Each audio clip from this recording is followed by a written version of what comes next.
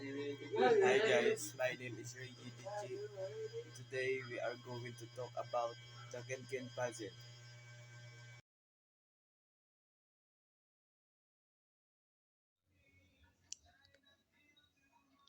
How to solve the Kenken puzzle?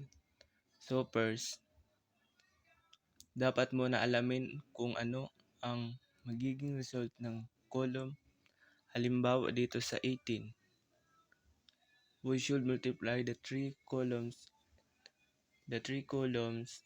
and grow the get the value of 18.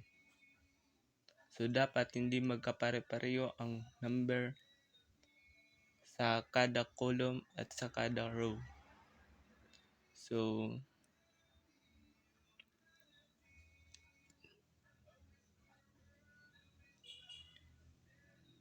dito 1, 2,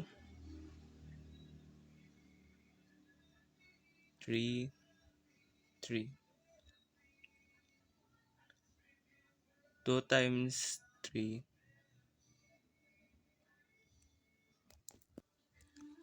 2 times 3 is 6.